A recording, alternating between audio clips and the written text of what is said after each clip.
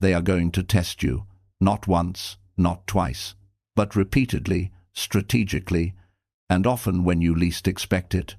Because the moment you begin to rise, the moment you stop behaving like the version of you they were comfortable controlling, the world sends examiners. Some come disguised as friends. Some arrive openly as enemies. All of them are asking the same silent question: can this man be shaken? Most men fail this test before they even realize it has begun.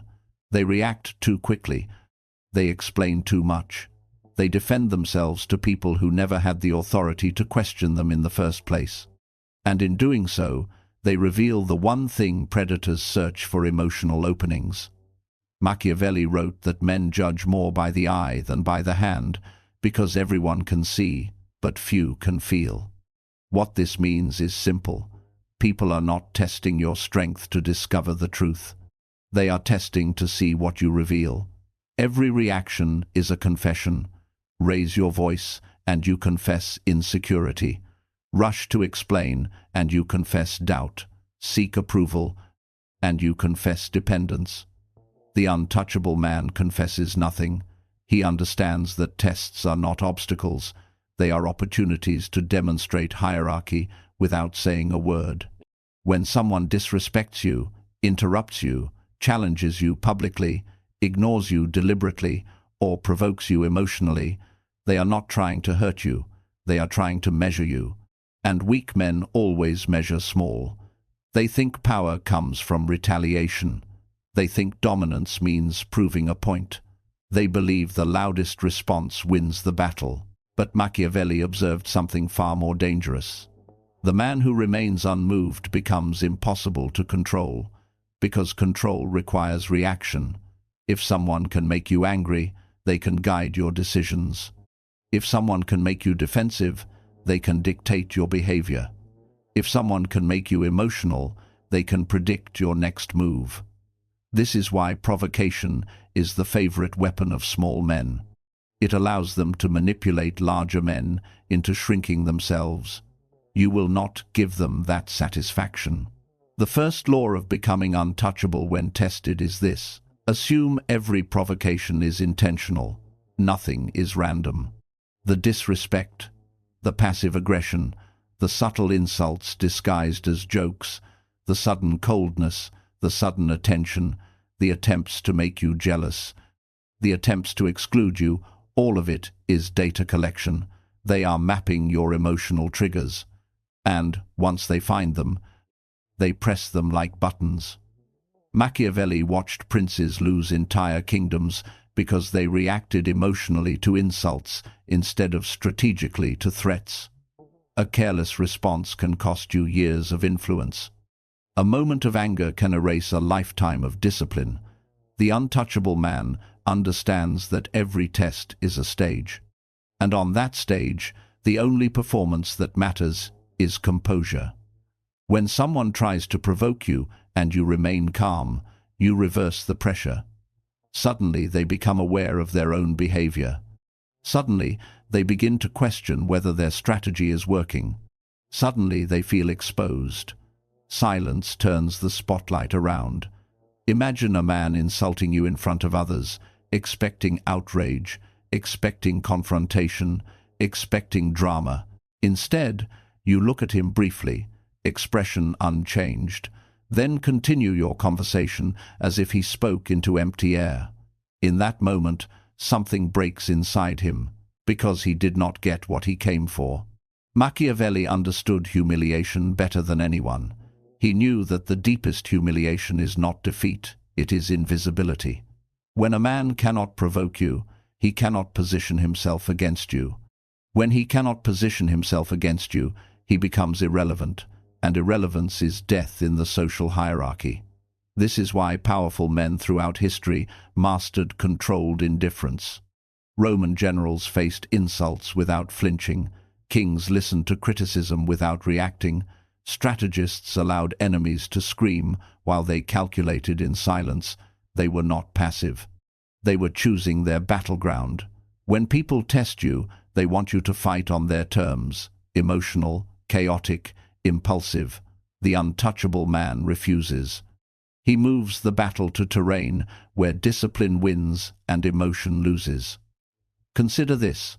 The lion does not chase every barking dog, not because he cannot, but because doing so would lower him to their level. His power is not proven by reaction, it is proven by restraint. Restraint is terrifying to those who lack it, because they cannot predict you. Predictability is vulnerability. If people know what will make you angry, they own you. If people know what will make you jealous, they control you. If people know what will make you insecure, they can steer you like a puppet. So you must become unreadable. Not fake, not robotic, unreadable. This means your emotional responses become private territory. Your thoughts become guarded intelligence. Your intentions become invisible until action makes them undeniable. Machiavelli advised rulers to conceal their true motives because once people understand you completely, they can anticipate you. And anticipation neutralizes power. When someone tests you and you give them nothing, you introduce uncertainty, and uncertainty breeds fear. They begin to wonder, did he notice? Does he care? Is he planning something? Did I miscalculate? The hunter becomes nervous. This is the psychological reversal that defines untouchable men. You do not crush your enemies with force. You dissolve their confidence with ambiguity. But make no mistake, this discipline is brutal. Everything inside you will demand expression. Pride will want to defend itself. Ego will want to assert dominance. Emotion will want release. You will feel heat in your chest, tension in your jaw, impulses screaming for action. And you will do nothing. Because doing nothing is doing everything.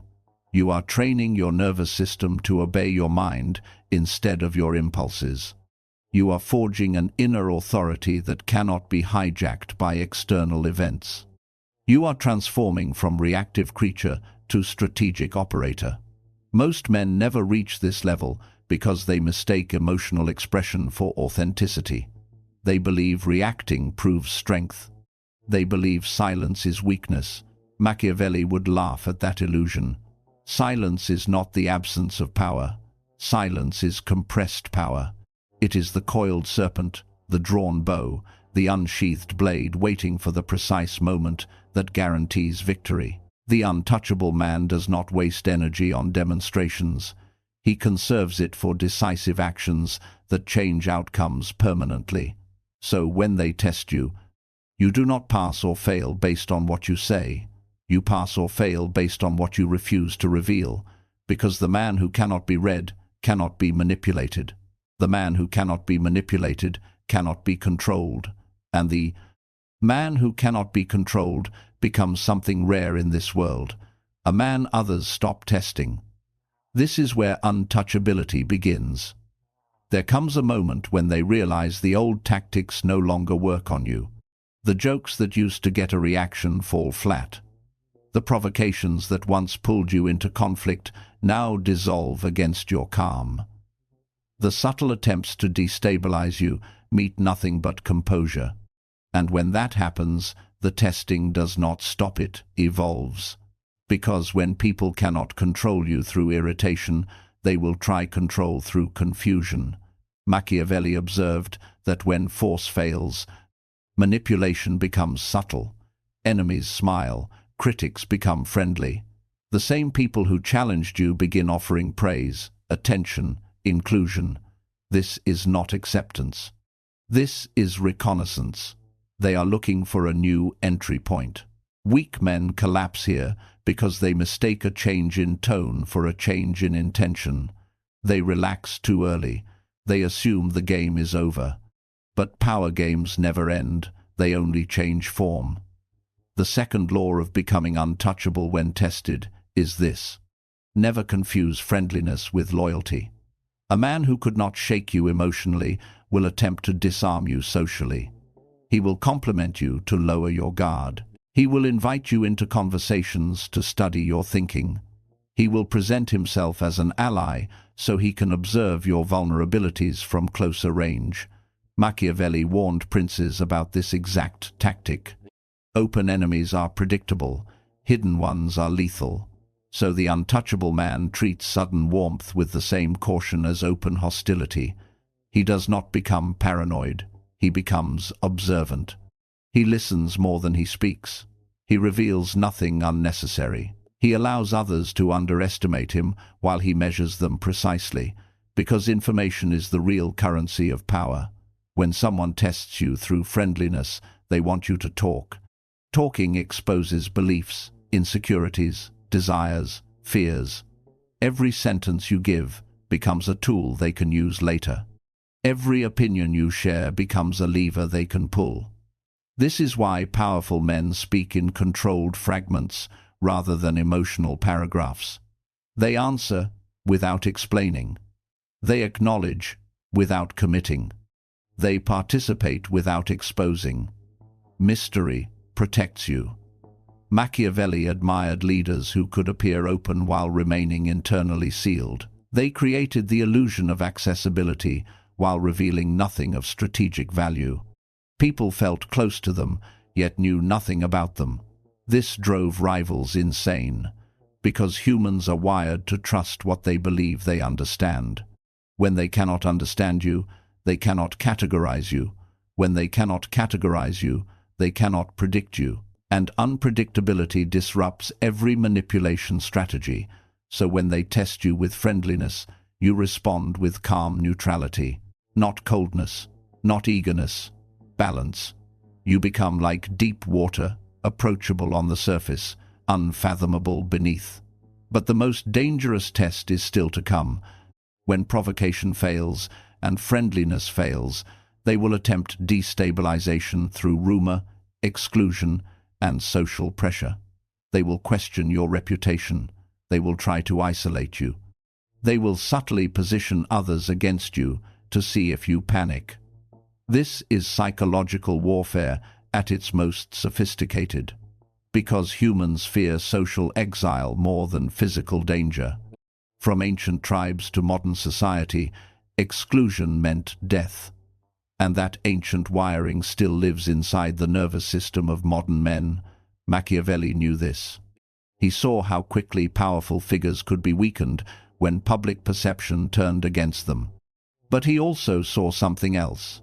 The man who remains unaffected by reputation attacks becomes mythic, because he demonstrates independence from the crowd. When rumors circulate about you and you rush to defend yourself, you validate the attack. You signal insecurity. You show that your identity depends on public approval. But when you continue operating as if nothing has changed, people begin questioning the rumor instead. Composure rewrites narratives. The untouchable man understands that truth does not need frantic defense. Reality reveals itself through consistency. So he keeps building, keeps moving, keeps executing, while others waste energy on speculation. Eventually, results silence accusations. This is why Machiavelli advised rulers to focus on outcomes rather than perceptions. Perception fluctuates, outcomes endure. The man producing undeniable results becomes difficult to discredit. So when people test you through social pressure, you do not argue. You do not campaign for support. You do not explain yourself to spectators. You outgrow the arena. You elevate your focus so far beyond their games that their noise cannot reach you. While they debate your character, you expand your influence. While they attempt to isolate you, you build alliances elsewhere. While they try to diminish you, you become too large to ignore. This is strategic transcendence. Most men fight within the frame provided by their opponents. The untouchable man steps outside the frame entirely. He refuses to play games designed to weaken him. Instead, he creates environments where his strengths dominate and their tactics become irrelevant. Think of a chess player who stops reacting to each move and instead controls the entire board. The opponent begins to feel trapped, not because of aggression, but because of inevitability. Your calm becomes pressure. Your patience becomes intimidation. your progress becomes proof, and slowly, those who tested you begin to withdraw. Not because you fought back, but because they realized the cost of testing you is higher than the reward. Machiavelli called this the establishment of reputation. Once people believe testing you leads nowhere, they stop attempting it. Once they associate you with composure rather than reaction, they seek easier targets. You become strategically avoided. This is the hidden victory of untouchability. You do not dominate everyone. You remove yourself from unnecessary battles entirely. Your energy remains intact, while others exhaust themselves chasing reactions that never come. But to reach this level, you must conquer the hardest enemy of all, the need to be understood. Most men explain themselves because they want validation. They want others to see their intentions, recognize their fairness, acknowledge their perspective. This desire makes them predictable and controllable. The untouchable man releases that need completely. He does not require approval to act. He does not require agreement to move forward. He does not require understanding to maintain confidence. He operates from internal authority. This is what makes him terrifying in subtle ways. You cannot shame him because he does not seek acceptance. You cannot isolate him because he is self-sufficient. You cannot manipulate him because he does not rely on emotional rewards. He has become sovereign. So when the tests come through provocation, friendliness, or social pressure, he remains the same. Calm, observant, unmoved, focused. Not because he feels nothing, but because he controls everything that matters.